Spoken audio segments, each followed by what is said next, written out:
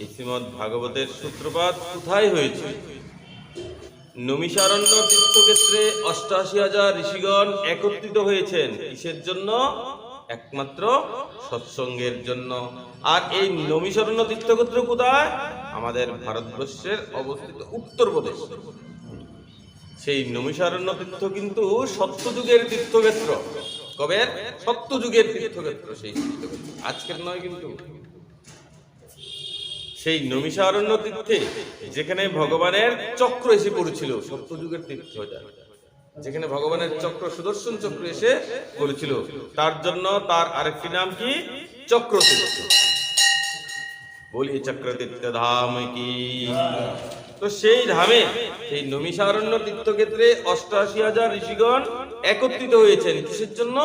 সৎসঙ্গ করার জন্য। তারা কি করলেন? তাদের মধ্য থেকে সবচেয়ে কম বয়সের একজন মুনি, তার নাম হলো সুত মুনি। তারা সেই সুতজিকে একটি উচ্চ আসনে বসিয়ে দিলেন। আর বসিয়ে তারপর সকলে মিলে সেই সুতজিকে প্রশ্ন করলেন, অজ্ঞান ধান্ত বিধ্বংস কোটি সূর্য সমপ্রভ সুতাকাহি কথা সারং মম কর্ণরসায়নম। হে সুতজি মহারাজ, হে সুতজি মহারাজ, আমরা আপনার সামনে এসে উপস্থিত হয়েছি। বলে কেন? বলে এই সংসারের মধ্যে সবচেয়ে যে উত্তম কথা, সেই কথা আমরা শ্রবণ করতে চাই। সুতাকাহি কথা সারং, এই সংসারের মধ্যে যে কথা সবচেয়ে সার, আমরা সেই সার বস্তু গ্রহণ করতে এসেছি। এই সংসারের মধ্যে কিন্তু অনেক কথা আছে। বলে কেমন আছো, ভালো আছো, বাড়িঘর কেমন চলছে, এইগুলির কথার অভাব নেই। চাকরি কেমন চলছে, শরীরটা ভালো আছে, কিন্তু এইগুলি কথা নয়। বলে এইগুলির কথার উপর আরো অনেক কথা আছে। বলে কি? যেটা হচ্ছে সার কথা। আমরা সেই সার কথা শ্রবণ করতে চাই। কিন্তু আপনি কৃপা করে আমাদের সেই কথার সার বস্তু আমাদের প্রদান করুন। আর শুধু তাই নয়, ভক্তি জ্ঞান বৈরাগ্য বিবেক বর্ধতে মহান মায়া মোহ নিরাচশ্চ বৈষ্ণবে ক্রিয়তে কথম। আমরা সেই কথা শ্রবণ করতে চাই, যে কথা শ্রবণ করলে আমাদের মধ্যে খুব সহসায় ভক্তি জ্ঞান আর বৈরাগ্যের উদয় হয়। আর শুধু তাই নয়, মায়া থেকে কি করে বাঁচা যায়, কি করে মায়া থেকে বাঁচা যায়, এই মোহ থেকে কি করে নিরাসক্ত হওয়া যায়, মায়া মোহ নিরাসস্য আমরা কি করে বৈষ্ণব হতে পারবো, আপনি আমাদের সেই উপদেশ প্রদান করুন। কেন? এই কলিযুগের মধ্যে মানুষের বুদ্ধি মোটামুটি প্রায় অসুরের মতোই হয়ে গেছে। মানুষের মধ্যে এখন আর দয়া নেই, আছে? কিচ্ছু নেই। কথায় কথায় কি করে?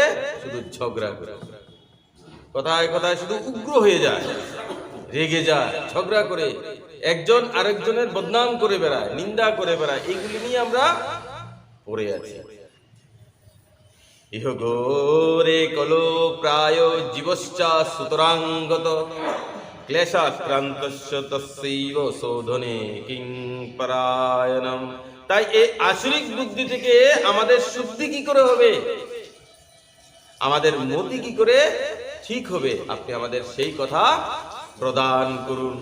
শোধনে কিং পরায়ণম, আমাদের মতি কি করে শুদ্ধ হবে। শ্রী সুতজি মহারাজ খুব সুন্দর করে উত্তর দিতে লাগলেন। কালবাল মুখ গ্রাস ত্রাসর নির্নাশ হেতবে শ্রীমদ ভাগবতং শাস্ত্র কলুকীর নভাষিতম। এই কলিযুগে জীবের উদ্ধারের জন্য, বুদ্ধিকে শোধনের জন্য যদি কোনো উপায় রয়েছে, যদি কোনো ঔষধ রয়েছে, যদি কোনো শাস্ত্র গ্রন্থ রয়েছে, তার শুধু একটি নাম। আর সেটা কি? সেটা হচ্ছে শ্রীমদ্ ভাগবত মহাপুরাণ। বলিয়ে ভাগবত ভগবান কি। তার শুধু একটি নাম, এটা হচ্ছে ভাগবত। তুমি এই ভাগবতকে যদি আপন করে ফেলো, তাহলে এই ভাগবতের কৃপায় এর আগে যা যাগুলি অশুভ লক্ষণগুলির যা যা বললাম, সবগুলি তোমার থেকে ধীরে ধীরে চলতে থাকবে। ভাগবতের এত মাহাত্ম্য, এত প্রভাব। কলিযুগের মধ্যে এই ভাগবত হলো একমাত্র সাধন। তুমি যত ভাগবতের মধ্যে প্রবেশ করবে, আমরা যত ভাগবতের মধ্যে প্রবেশ করব, ততই আমাদের জীবনের মধ্যে কি হবে? পরিবর্তন আসতে থাকবে। আস্তে আস্তে জীবন পরিবর্তন হবেই হবে। যদি তুমি ভাগবতের কাছে শ্রদ্ধা ভক্তি নিয়ে বসো, ভাগবতের উপর যদি তোমার বিশ্বাস থাকে, তাহলে তোমার জীবনে পরিবর্তন হবেই হবে। তুমিও একদিন ভক্ত হবেই হবে, তাতে কিঞ্চিত কোনো সন্দেহ নেই। এই ভাগবত কে কাকে শুনিয়েছিলেন? এই ভাগবত স্বয়ং ব্রহ্মাকে ভগবান শ্রী হরি স্বয়ং প্রথম শ্রবণ করিয়েছিলেন, আর ব্রহ্মা নারদকে এই ভাগবত শ্রবণ করিয়েছিলেন। নারদ মহর্ষি ব্যাসদেবকে এই ভাগবত শ্রবণ করেছিলেন। আস্তে আস্তে পৃথিবীতে এসেছে। আর মহর্ষি বেদব্যাস কি করেছেন? এই ভাগবতকে 18,000 শ্লোকে বিস্তার করে দিলেন। যিনি বিস্তার করেন তার নাম হচ্ছেন ব্যাস। আর এই মহর্ষি বেদব্যাস নিজ পুত্র শ্রী শুকদেব প্রভুকে এই ভাগবতের প্রবচন করেছিলেন। আর শ্রী শুকদেব প্রভু পরবর্তীকালে রাজা পরীক্ষিতকে এই ভাগবত 7 দিন ব্যাপী শ্রবণ করিয়েছিলেন, যাকে সপ্তাহব্যাপী ভাগবত বলা হয়ে থাকে। আর তখন থেকেই এই ভাগবত সপ্তাহবিধি, যে 7 দিনের যে ভাগবত, এটা এই জগতে প্রচলিত হয়ে আসছে। এই সপ্তাহবিধি সনকাদি মুনিগণ নারদকে শুনিয়ে আরম্ভ করেছিলেন। পূর্বে এটা আরম্ভ হয়েছিল, যেটা শ্রী শুকদেব প্রভু রাজা পরীক্ষিতকে করিয়েছিলেন, সেটা পূর্ব হয়েছিল, তার বহুকাল আগে এটা হয়েছিল। কে করেছিল? এই সপ্তাহবিধি পূর্বে সনকাদি মুনিগণ নারদকে শুনিয়েছিলেন। পরবর্তীকালে এটা শ্রী শুকদেব প্রভু রাজা পরীক্ষিতকে শ্রবণ করিয়েছিলেন। তো কখন শ্রবণ করিয়েছিলেন সেই নারদকে? সেই সনকাদি মুনিগণ নারদকে এই ভাগবত কখন শ্রবণ করেছিলেন সেটাও তো জানতে হবে। পরীক্ষিতের যে ভাগবত সেটা তো আমরা নিয়ে আছি এখন, যেটা পড়ি। সুখদেব প্রভু যে ভাগবত কথা বলেছিলেন সেটা পরীক্ষিতকে বলেছিলেন, কিন্তু সনকাদি মুনিগণ কখন এই ভাগবত কথা বলেছিলেন সেই নারদকে, সেটা আমরা আজকে জানব। এক সময়ের কথা। একদা হি বিশালায়ং চত্বার ঋষयो হমনা সৎসঙ্গার্থং সমায়াতা দদৃশো স্তোত্র নারদম। এক সময় দেবর্ষি নারদ বিশালাপুরী ভ্রমণ করছিলেন। বিশালাপুরী কোথায়? বদ্রীনাথের মধ্যে। আর সেই বদ্রীনাথের মধ্যে দিয়ে দেবর্ষি নারদ যাচ্ছিলেন, তখন সামনে থেকে সনকাদি মুনিগণ আসছিলেন। আমরা অনেক সময় এরকম হয় না, আপনি কোথাও যাচ্ছেন, হঠাৎ করে সামনে থেকে আরেকজন আসছে। নারদকে দেখেই সনকাদি মুনিগণ জিজ্ঞাসা করলেন, কথং ব্রহ্মণ দীনমুখ কুতশ্চিন্তা তুরু ভবান তরিতং গম্যতে কুত্র কুতশ্চা গমনং তব। এই নারদ, কি ব্যাপার? তোমাকে দেখে এত চিন্তিত মনে হচ্ছে কেন? তোমাকে দেখে তো অনেক চিন্তিত মনে হচ্ছে, তোমার চিন্তার কারণ কি? সনকাদি মুনিগণ নারদকে প্রশ্ন করছেন, ইদার্নিং শূন্য চিত্ত হসি গতবিত্ত যথা জন। আরে মানুষের চিন্তার তো কোনো না কোনো কারণ থাকে। দেখা গেল কেউ বউ নিয়ে চিন্তা থাকে, তো কেউ অর্থ নিয়ে চিন্তায় থাকে, কেউ সন্তান নিয়ে চিন্তায় থাকে, কেউ স্বামী নিয়ে চিন্তায় থাকে, কেউ পুত্র পুত্রী ইত্যাদি নিয়ে চিন্তা থাকে, আবার কেউ ব্যাংক ব্যালেন্স নিয়ে, জায়গা সম্পত্তি ইত্যাদি নিয়ে চিন্তা থাকে। তো যার কাছে আছে তার চিন্তা থাকবে, যার নেই তার তো চিন্তা থাকার কথা না। তো নারদের কাছে তো কিচ্ছুই নেই। কিছু আছে না? টাকা আছে না, পয়সা আছে না, ব্যাংক ব্যালেন্স আছে না, বউ আছে না, বাচ্চা আছে, আরে এমনকি পকেটটা পর্যন্ত নেই। তাহলে নারদ তোমার আবার চিন্তার কিসের কারণ? যার আছে তার চিন্তা থাকবে, স্বাভাবিক ব্যাপার। আমার আছে তো আমার বাইকের চিন্তাও থাকবে, আপনার আছে তো আপনারও চিন্তা থাকবে, কিন্তু নারদের তো কিচ্ছুই নেই। নারদ তো হলেন পরম ত্যাগী, বিরক্ত। কি? বিরক্ত, ত্যাগী, অত্যন্ত ত্যাগী। না টাকা পয়সা, ঘর বাড়ি, না ব্যাংক ব্যালেন্স, কিচ্ছু নেই, না বউ আছে না বাচ্চা আছে, কিচ্ছু নেই। তো নারদের আবার কিসের চিন্তা? এই জন্যই সেই সনকাদি মুনিগণ নারদকে প্রশ্ন করছেন, তোমার আবার কিসের চিন্তা?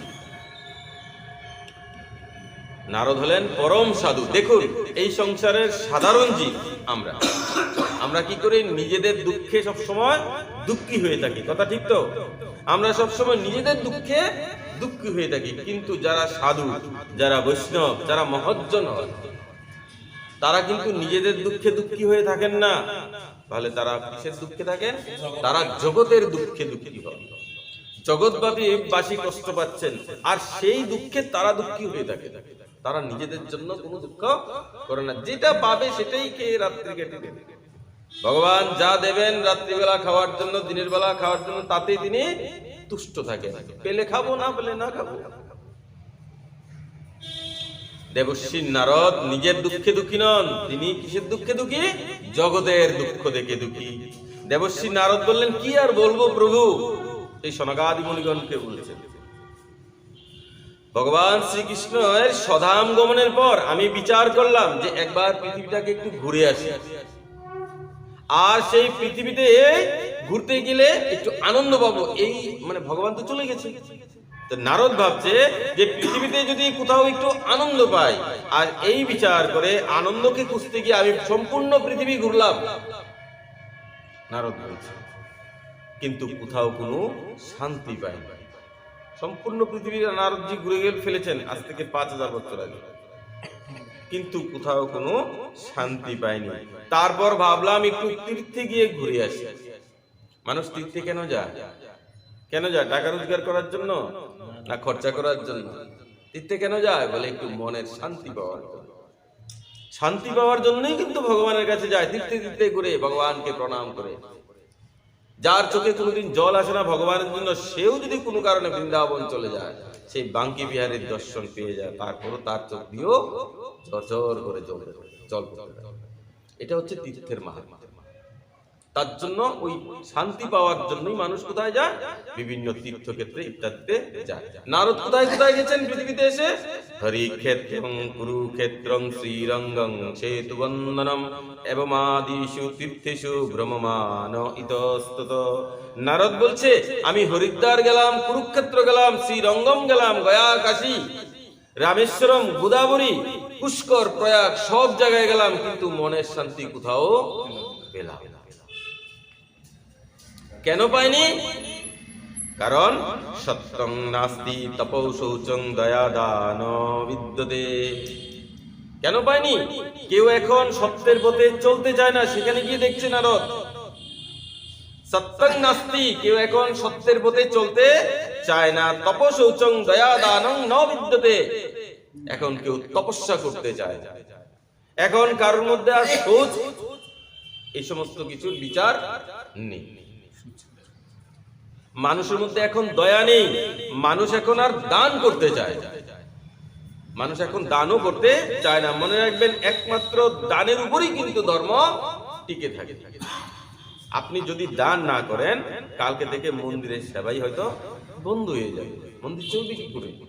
তার জন্য মন্দিরে, যে কোনো মন্দিরে যখন যাবেন, সেই মন্দিরকে চালানোর জন্য, আমরা যদি না চালাই, ভগবানের সেবা আমরা না করলে কে করবে? কিছু না কিছু অবশ্যই দান ইত্যাদি করা আমাদের উচিত। যখনই কোনো তীর্থে যাব, সেখানে সেই তীর্থে আমরা কিছু না কিছু দান ধর্ম ইত্যাদি করতে থাকবো। দেখুন, আমাদের কাছে একদম তিতো কথা বলছি, আমাদের কাছে মজ মস্তি আনন্দ ফুর্তি করার জন্য অনেক টাকা থাকে, আমরা অনেক খরচ করে ফেলি তার জন্য।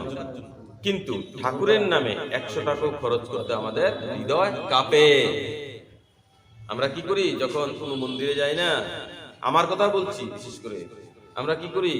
যখন কোনো মন্দিরে যাই, যখন ঠাকুরকে প্রণামী দিতে যাই না, তখন পকেটে যে টাকাগুলি না, সেই বড় বড় টাকাগুলি টেনশনে থাকে, আমাকে না দিয়ে না, আমাকে নাকি দিয়ে নেয়। তো ছোট ছোট টাকাগুলিকে আমরা ভগবানের কাছে প্রদান করি। এটা আমার স্বভাব, আপনাদের বলছি না, এলো মানুষের স্বভাব। আমরা দান করতে চাই না এখন, আর দান না হলে মন্দির চলবে না, ধর্ম কোনোদিনও চলবে না। ধর্ম একমাত্র এই দানের উপরেই টিকে আছে। পাঠের মধ্যে, কীর্তনে আমাদের পক্ষ থেকে 100 টাকা ব্যয় হয় না, কিন্তু মজ মস্তির জন্য আমাদের কাছে প্রচুর সময় আছে। সবাই শুধু নিজের পেট ভরার মধ্যে ব্যস্ত হয়ে আছে।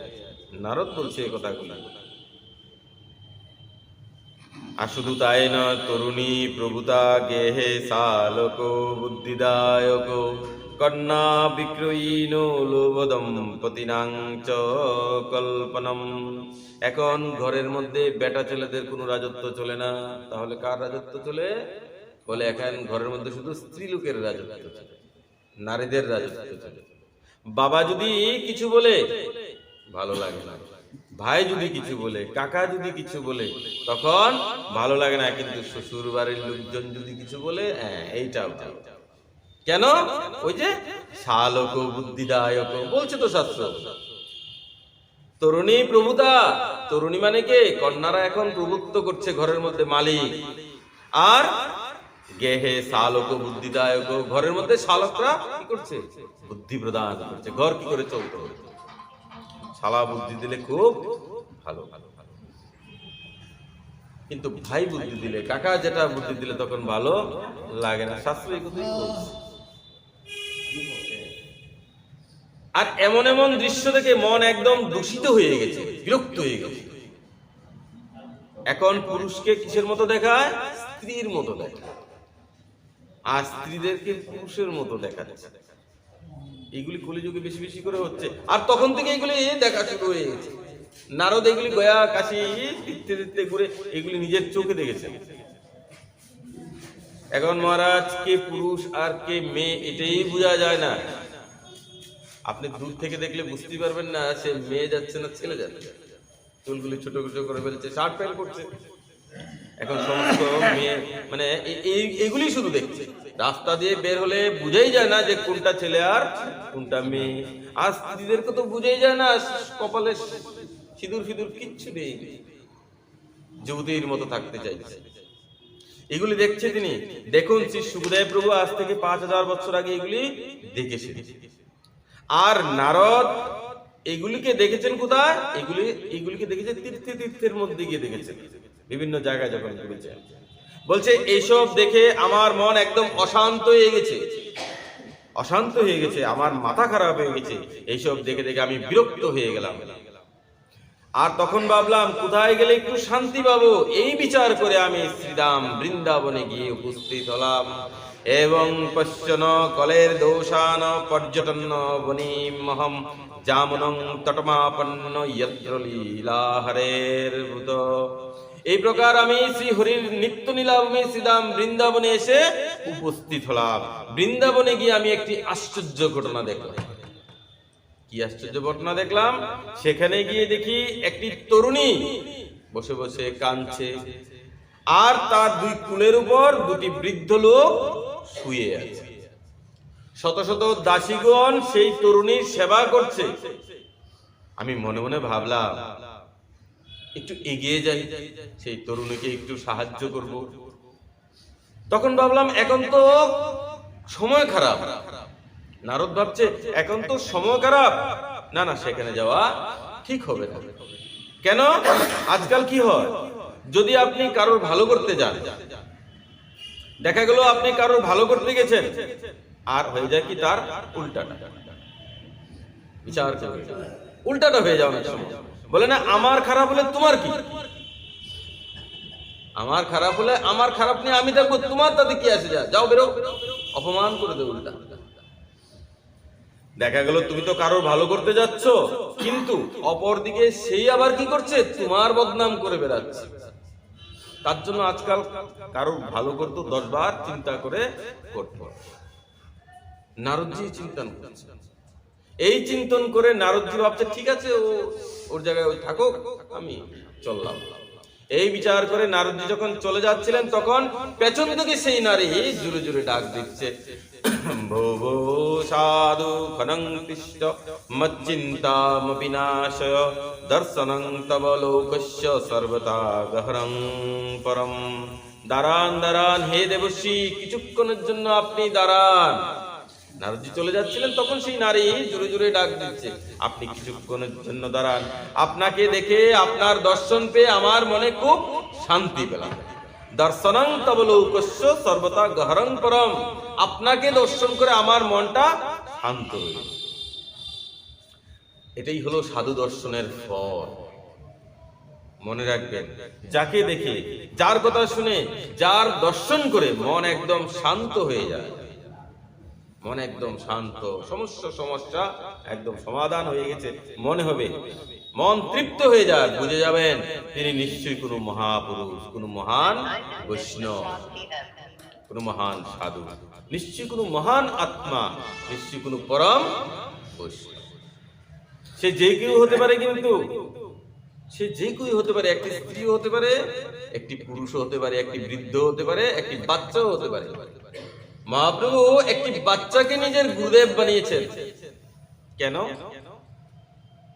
মহাপ্রভু যখন আগেকার দিনে যখন মহাপ্রভু এসেছিলেন পৃথিবীতে, মহাপ্রভু যেদিন শৌচে যেতেন না, তো এখনকার যেরকম অ্যাটাচ ল্যাট্রিন বাথরুম তখন তো এগুলি ছিল না, তো ঘটি নিয়ে যেতে হতো। তো মহাপ্রভু একদিন শৌচে গেছেন, তো একটা বাচ্চা, তার নাম ছিল গোপাল, সে সবগুলি দেখছে বসে বসে। মহাপ্রভু যেই না শৌচ নিবৃত্ত করে এলেন, তখন সে মহাপ্রভুকে বলছে, আচ্ছা মহাপ্রভু একটি কথা বলবো, বাচ্চাদের মন তো অনেক রকম প্রশ্ন আসে। বলে বলো বলো। বলে আপনি হরিনাম কেন করেন? বলে আমার খুব ভালো লাগে, আমার খুব ভালো লাগে হরিনাম করতে, হরে কৃষ্ণ মহামন্ত্র নিতে আমার খুব আনন্দ হয়, আমি হরিনাম ছাড়া থাকতে পারি না। বলে না নিলে কি হবে? বলে দেখো, যদি না নেই তাহলে কি হবে, যে কোন সময় প্রাণ চলে যেতে পারে, আর তখন যদি প্রাণ চলে যায় তাহলে তো আমার গোবিন্দ প্রাপ্তি হবে না, তার জন্য আমি সবসময় এই হরিনাম নিতে থাকি।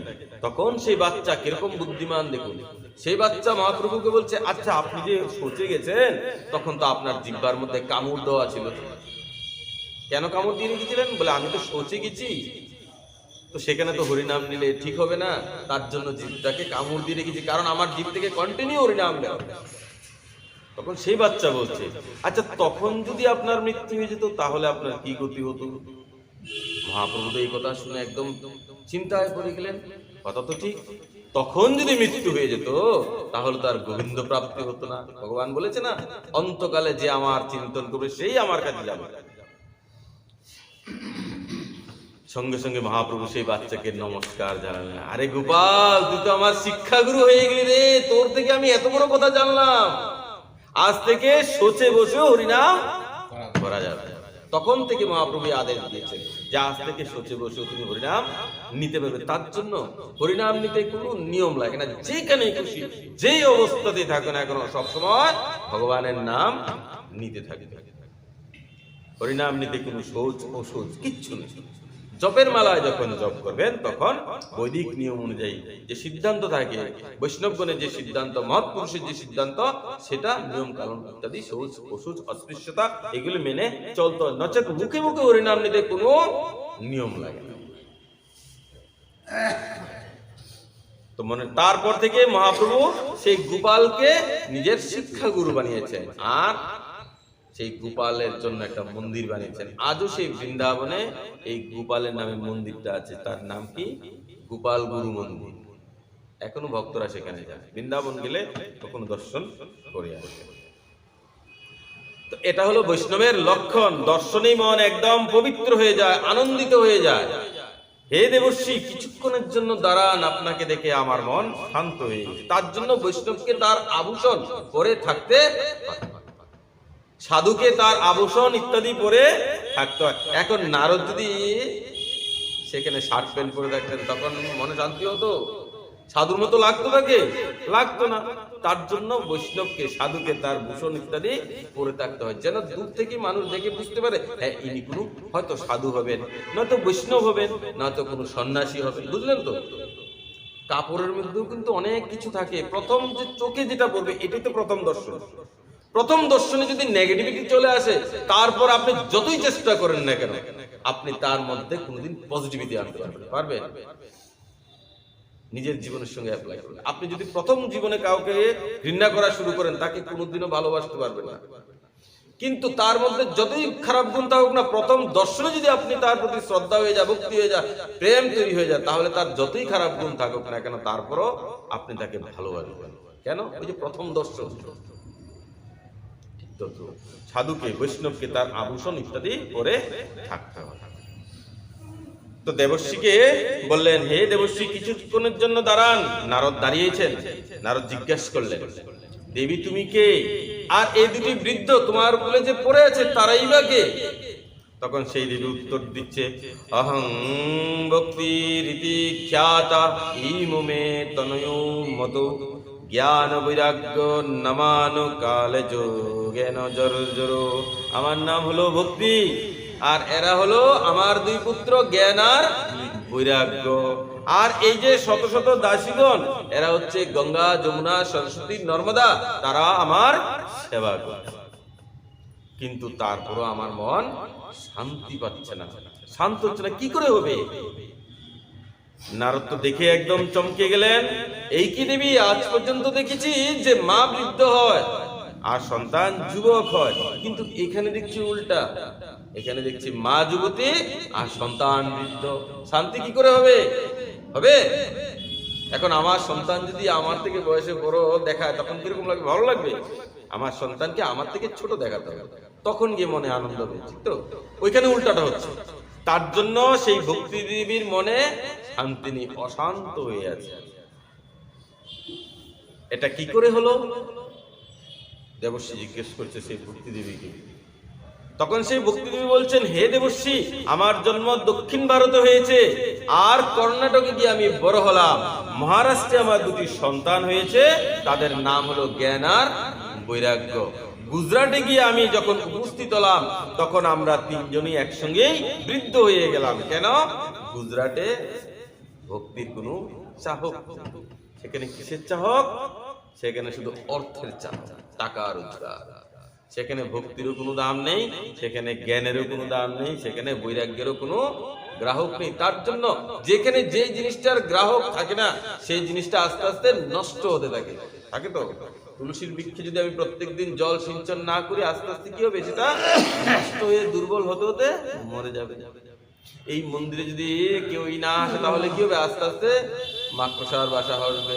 তারপর এই করতে করতে এগুলি মেনটেনেন্স হবে না, আস্তে আস্তে নষ্ট হয়ে যাবে। ঠিক তদ্রুপ গুজরাটে যখন গেছে না, তখন এই ভক্তির আর কেউ চাহক নেই, কেউ পাত্তা দিচ্ছে না ভক্তিকে। ভক্তি আর কি হয়েছে? ভক্তি তার দুই পুত্রকে নিয়ে একদম বৃদ্ধ হয়ে গেছে। গর্জরে জীর্ণতাঙ্গতা, আর একদম জীর্ণ শীর্ণ হয়ে গেছে, রোগাক্রান্ত হয়ে গেছে। কিন্তু এখন যে আমি তোমাকে যুবতী দেখছি, এটা কি করে হলো? নারদ প্রশ্ন করছে। সেই ভক্তিদেবী বলছে, যখন বৃদ্ধ হয়ে গেলাম তখন খুব কষ্ট পাচ্ছিলাম। বৃদ্ধ হলে কষ্ট পায় না মানুষ? কেন? বৃদ্ধ মানে কি? জরা অবস্থা। বৃদ্ধ মানে কি? একদম মৃত্যুর সন্নিকটে চলে আসা। তখন না মহারাজ খেতে ভালো লাগে, না বসতে ভালো লাগে, না দাঁড়াতে ভালো লাগে, না কোথাও যেতে ভালো লাগে, না কথা বলতে ভালো লাগে। তখন শুধু একটাই সমস্যা, কি করে এই ব্যথা থেকে নিস্তার পায়। তখন না ভগবানের নাম নিতে ভালো লাগে, সম্ভব নয় তো। পায়ের গাঁঠের ব্যথায় অস্থির, কি করে ভগবানের নাম নেব?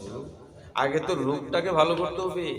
কারোর লিভার খারাপ হয়ে গেছে, বৃদ্ধ অবস্থা হয়ে গেছে, কারোর জন্ডিস হয়ে গেছে, কারোর কিডনি ড্যামেজ হয়ে গেছে। আমার বাবাই তো যখন লিভার খারাপ হয়ে গেছিল না, পেটের ব্যথার যন্ত্র, পেট যখন ফুলে গেছে, অস্থির। ওই যে জল বের করতে হয় না লিভার থেকে, যখন বের করার টাইম হতো না, তখন পাগল হয়ে যেত, কিচ্ছু চিন্ত না তখন, কখন এই জলটাকে বের করবে। অশান্তি তো না?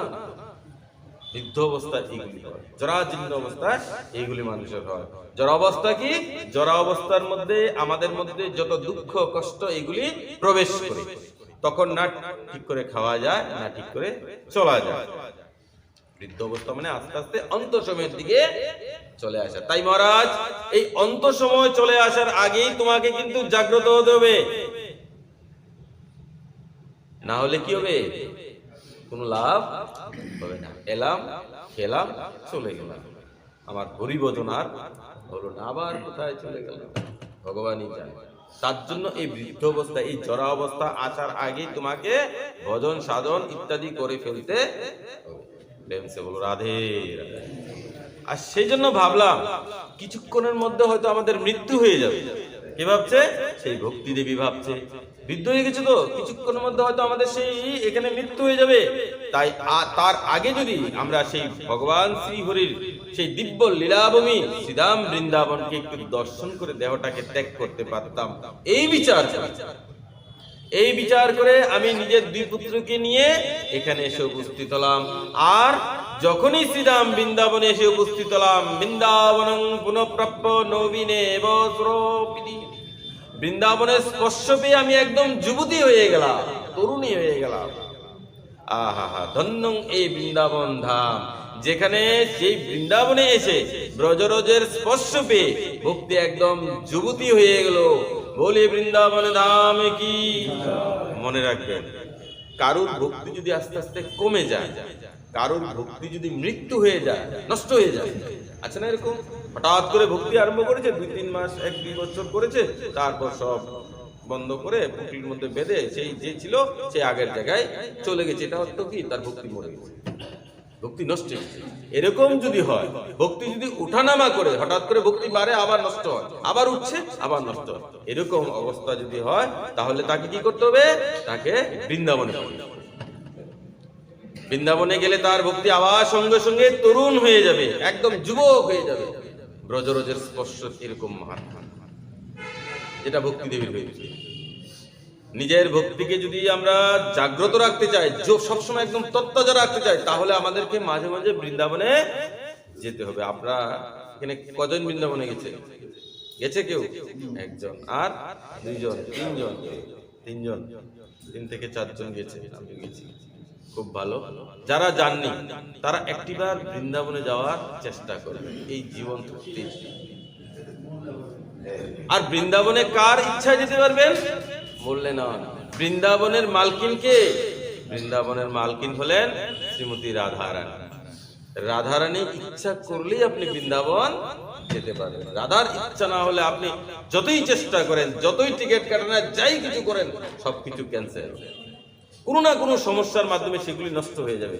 যতক্ষণ পর্যন্ত রাধারানী আপনাকে না ডাকবে, ওই মালকিন তো সেখানে রানী তো, সে যতক্ষণ পর্যন্ত আপনাকে কৃপা না করবে, সে যতক্ষণ পর্যন্ত আপনাকে না ডাকবে, ততক্ষণ আমাদের বৃন্দাবন যাওয়া কোনোভাবেই সম্ভব নয়। তার জন্য জীবনে মনের মধ্যে শুধু একটি ভাব রাখবেন, কি? হে রাধারানী, আমরাও যেন এই বৃন্দাবনে যেতে পারি, আমরাও যেন একটিবার এই বৃন্দাবনে বাস করতে পারি। তখন গিয়ে রাধারানী যদি আমাদের এই মনের ভাবগুলি শুনে, বাচ্চা যখন মায়ের কাছে কান্দে, তখনই মা সেই বাচ্চার দিকে ফিরে তাকান। কেন তাকান? আমাদের সেই কান্না নেই, আমাদের সেই বৃন্দাবনে যাওয়ার আগ্রহ যখন বাড়বে, তখন রাধারানী আমাদের কৃপা না করে থাকতে পারবে। বলে শ্রী রাধারানী কি। দন্নং বৃন্দাবনং তেন ভক্তি নিত্যতি যত্র চ অত্র মো গ্রাহকা বাবান্ন জরামপি মুঞ্চত। বৃন্দাবনে এসে ভক্তি একদম ধন্য হয়ে গেছে। বৃন্দাবনে ভক্তি কিন্তু কখনো বৃদ্ধ হয় না, মনে রাখবেন, সবসময় একদম যুবতী থাকে, জরাবস্থায় কখনো গমন করে না, সবসময় একদম যুবতী হয়ে থাকে। ভগবতী ভক্তি দেবী নারদের কাছে প্রার্থনা করছেন, হে দেবর্ষি, আপনার কৃপায় ধ্রুবের উদ্ধার হয়েছে, আপনার কৃপায় প্রহ্লাদ এই মায়াকে জয় করেছে, তাহলে কি আমার দুই পুত্রের উদ্ধার হবে না? তখন দেবর্ষি নারদ বললেন, দেবী ভক্তি, তুমি একদম চিন্তা করো না, তুমি একদম চিন্তা করো না। আর ভক্তি হলো ভগবানের অত্যন্ত প্রিয়। তন্তু ভক্তি প্রিয়া তস্য সততং প্রাণতঃ দিক তয়া হুতস্ত ভগবান ইয়াতি নিচ গৃহেশ্বপি। ভগবান, মনে রাখবেন, ভগবান একমাত্র এই ভক্তির বশে নিচ থেকে নিচের ঘরে পর্যন্ত গিয়ে থাকে। কেন? ভগবান সবরীর এটুকু খেয়েছিলেন তো, ভগবান কর্মাবায়ের এটুকু খিচুড়ি খেয়েছিলেন তো, সেই দাতুন করতে করতে সেই দাতুন দিয়ে খিচুড়ি রান্না করেছেন, আর গোবিন্দকে ভোগ লাগিয়েছেন, আর গোবিন্দ বেলবেল করে সব খাচ্ছেন। কিসের জন্য? টাকা পয়সার জন্য না ক্ষুধা লেগেছিল? না না, একমাত্র ভক্তির কারণে। ভগবান একমাত্র ভক্তির জন্য এগুলি খেয়েছে। গোবিন্দ তো একমাত্র ভক্তির বশেই তিনি বশীভূত হন। তুমি তাকে টাকা পয়সা ধন দৌলত দিয়ে কোনো কিছু দিয়ে বশীভূত করতে পারবে না। কেন? তিনি হচ্ছেন সর্বদা সমর্থবান, তার এই সংসারে কোনো কিছুর অভাব। ভগবতী লক্ষ্মী তার চরণে সবসময় বসে থাকে, কিসের অভাব? কিন্তু তার একটা জিনিসের অভাব, সেটা কি? সেটা হচ্ছে ভক্তি, প্রেম। যে ভক্ত তাকে প্রেম নিবেদন করে, ভগবান তার উপর কৃপা করবেনই করবেন। চিন্তা করো না দেবী, তুমি একদম চিন্তা করো না, আমি চেষ্টা করছি, আমি চেষ্টা করছি। দেবর্ষি নারদ চেষ্টা আরম্ভ করলেন কিভাবে? বেদ বেদান্ত গৈশিষ্য গীতা পাঠের মুহুর্মুহুর উদ্যমান তদাত্তেন কথঞ্চিৎ চন্তিত বলাৎ। দেবর্ষি নারদ তখন বেদ বেদান্ত গীতা ইত্যাদি পাঠ করতে আরম্ভ করলেন, আর পাঠ করে তাদেরকে জাগাবার চেষ্টা করলেন। যতক্ষণ পর্যন্ত পাঠ চলে ততক্ষণ পর্যন্ত ভক্তির দুই পুত্র উঠে দাঁড়ায়। যেই না পাঠ শেষ হয় থপ করে আবার মাটিতে পড়ে যায়। নারদ তো চিন্তা বেড়ে গেল। কেন? কারণ বেদ বেদান্ত গীতা, গীতা কি? গীতা হচ্ছে উপনিষদ, ভগবানের মুখস্থিত কথা। গীতা পাঠ করার পরও তারা সুস্থ হচ্ছে না। যেই না পাঠ বন্ধ হয় সঙ্গে সঙ্গে তারা পড়ে যাচ্ছে। তার জন্য নারদ একদম চিন্তিত হয়ে গেছেন। তাহলে এখন কি করব? যখন আর কোনো রাস্তা পেলেন না তখন অন্তিকে গোবিন্দের শরণাগত। ওই যে যতক্ষণ পর্যন্ত জীব ভাবে যে আমি করছি, আমি করাচ্ছি, ততক্ষণ পর্যন্ত সে সেই সফলতা পাবে না। যখন গিয়েছে নিজেকে সারেন্ডার করবে, হে গোবিন্দ এখন থেকে আমি তোমার, আমার দ্বারা সম্ভব না, এবার তুমিই করো, তখন ভগবান সেখানে বুদ্ধি লাগায়। জীবের বুদ্ধি যেখানে গিয়ে শেষ হয় ভগবানের বুদ্ধি সেখান থেকে শুরু হয়। অন্তিকে গোবিন্দের শরণাগতি হলেন, হে প্রভু রাস্তা একমাত্র তুমিই দেখাতে পারো। এই সংসারের সমস্ত দরজা বন্ধ হয়ে গেল, মনে রাখবেন একটা রাস্তা সবসময় খোলা থাকে, সেটা হচ্ছে ভগবানের রাস্তা, যেটা দিন রাত্র 24 ঘন্টা। ভগবানকে স্মরণ করতেই হঠাৎ করে আকাশবাণী হয়েছে কি? ব্রহ্মবাণী তদৈবা বুম্না ঋষে খিদ্যতামিতি উদ্যম সফল স্তেহয়ং ভবিষ্যতি ন সংশয়। আকাশবাণী হলো, হে দেবশ্রী তুমি যতই চেষ্টা করো না কেন জ্ঞান বৈরাগ্যের এভাবে উদ্ধার সম্ভব নয়। তার জন্য তোমাকে একটি বিশেষ সৎকর্ম করতে হবে। এতদর্থং তু সৎকর্ম সুরসে তং সমাচর তত্তে কর্মাভিদর্শন্তি সাধব সাধু পুরুষনা। তোমাকে একটি বিশেষ সৎকর্ম করতে হবে, আর সেই সৎকর্মের উপদেশ তোমাকে কে করবে? একমাত্র সাধু বৈষ্ণবরাই করবে। সঙ্গে সঙ্গে দেবর্ষি ভক্তির দুই পুত্রকে সেখানে রেখে বেরিয়ে গেলেন সেই সাধু বৈষ্ণবের দর্শন করার জন্য। খোঁজ কোথায় কোথায় না গেছেন, আর যেই আশ্রমে গেছেন সেখানকার যত সাধু বৈষ্ণব আছেন দেবর্ষিকে দেখে একদম চুপ হয়ে গেছেন। দেবর্ষিকে কে উত্তর দেবে? তিনি হচ্ছেন ভক্তির আচার্য, আর যারা কিছু বলতে পারেনি তারা পালিয়ে গেছে। এইভাবে যখন চলছিল তখন দেবশ্রী কোথাও যখন উত্তর পাচ্ছে না তখন মন খারাপ হয়ে, ওই যে প্রথমে বলেছিলাম দেবশ্রী একলা একলা যাচ্ছিল, সেই সনকাদি ঋষিদের সঙ্গে দেবশ্রীর দেখা হয়ে গেছিল। তখন গিয়ে জিজ্ঞেস করল, কি ব্যাপার তোমাকে এত চিন্তিত মনে হচ্ছে কেন? ওই যে প্রথমে বলেছিলাম তোমার আবার চিন্তার কিসের কারণ? ওইটাই ছিল চিন্তা, কি করে ভক্তির দুই পুত্রকে আবার পুনর্জীবিত করা যায়, যুবক করা যায়। মা চিন্তাং কুরু দেবর্ষে হর্ষং চিত্তে সমবহ উপায় সুখ সাধ্যহত্র বর্ততে পূর্ব এবহি। একদম চিন্তা করবে না দেবর্ষি, সেই উপায় তোমাকে আমরাই বলবো। কারা বলছে? সেই সনকাদি কুমারগণ। এই উপায় আগে থেকেই ছিল, শুধু সেটা জানা নেই, মানুষ জানে না। উপায় সুখ সাধ্যহত্র বর্ততে পূর্ব এবহি, এই উপায় আগে থেকেই ছিল। সেই উপায় কি? সনকাদ ঋষি বললেন সেই উপায়, সেই সৎকর্ম হলো একটি। সেটা কি? সৎকর্ম সূচক নুন্নং জ্ঞান যজ্ঞ স্মৃত বুধৈ শ্রীমদ ভাগবতালাপ সুত গীত সুকাদিবি। সেই সৎকর্ম হলো একটি, সেটা হচ্ছে শ্রীমদ ভাগবতের সপ্তব্যাপী জ্ঞান যজ্ঞ। বলি ভাগবত ভগবান কি। দেবশ্রী তুমি যাও আর গিয়ে যাকে পারো তাকেই খবর দাও। কিসের জন্য? বলে ওইখানে ভাগবত হবে। আর এটি হচ্ছে ভাগবতের নিয়ম। মনে রাখবেন যেখানেই ভাগবত হয় সেখানে আপনি আরো 5 জনকে বলবেন, চলুন না ওখানে ভাগবত কথা হচ্ছে। আর এইভাবে দেবশ্রী কি করেছেন? 5 জনকে বলাতে এই 5 জন আরো 10 জনকে বলেছে, আর এই 10 জনকে আরো 10 জনকে বলেছে। এইভাবে দেখতে দেখতে ভিড় লেগে গেছে। কে কে এসেছেন? ঋগুর বশিষ্ঠ চেবন গৌতম মেধাতি দেবল দেবরাত পরশুরাম বিশ্বামিত্র সাকল মার্কণ্ডেয় দত্তাত্রেয় পিপ্পলাদ যোগেশ্বর বেশ পরাশর ছায়াসু জাজলি আর জন্য আদি বড় বড় ঋষি মুনিগণ সেখানে এসে উপস্থিত হলেন। সমস্ত ঋষিগণ, এই যে নামগুলি বললাম, দেখতে দেখতে পাঠ আরম্ভ হয়ে গেছে। হরিদ্বারের গঙ্গার তটে বসে এই পাঠ আরম্ভ হয়ে গেছে। ভক্তি তার দুই পুত্রকে নিয়ে সেখানে এসে উপস্থিত হয়েছে সেই পাঠ শ্রবণ করার জন্য। ওই যে ব্রহ্মবাণী আকাশবাণী হয়েছিল। কি হয়েছে? একদিন গেল, 2 দিন গেল, 3 দিন গেল, 4 দিন, 5 দিন, 6 দিন, 7 দিন, যেই না পাঠের সম্পূর্ণ হলো, দেখতেই দেখতেই ভক্তির 2 পুত্র একদম তরুণ হয়ে গেল, যুবকে পরিণত হয়ে গেল, যেটা আগে হয়নি। আর এই অবস্থা দেখে ভক্তি দেবী আনন্দে একদম নৃত্য করতে লাগলেন। আনন্দের ব্যাপার, নিজে ভাবছিল যে মরে যাবে, পুত্রগুলি বৃদ্ধ থেকে আর ভালো জায়গায় যাচ্ছে না, মানে তারাও হয়তো শেষ হয়ে যাবে। আর সে জায়গায় ভক্তির 2 পুত্র একদম যুবক হয়ে গেল। এই দৃশ্য থেকে ভগবান আর থাকতে পারলেন না, নিজের লোক পরিত্যাগ করে সেখানে এসে উপস্থিত হয়ে গেলেন। ভগবানকে দেখেই ভক্তি তার 2 পুত্রকে নিয়ে ভগবানের চরণে প্রণতি জানালেন।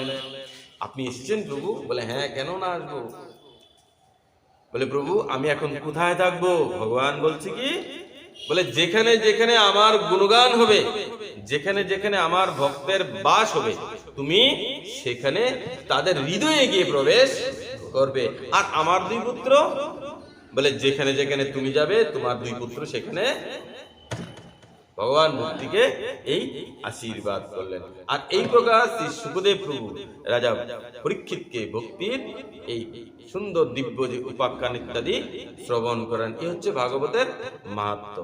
আমরাও যদি ভাগবতকে শ্রদ্ধা করে শ্রবণ করি তাহলে কি কি না হতে পারে। ভক্তির 2 পুত্র বৃদ্ধ অবস্থা থেকে জোয়ান হয়ে গেছে।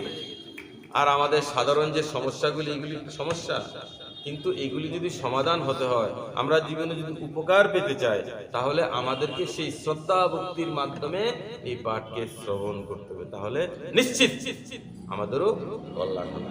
এই কথাগুলি বলে আমরা আজকে শ্রীপাঠের এখানে বিশ্রাম দিয়ে দিলাম। বলি ভক্তবৎসল ভগবান কি।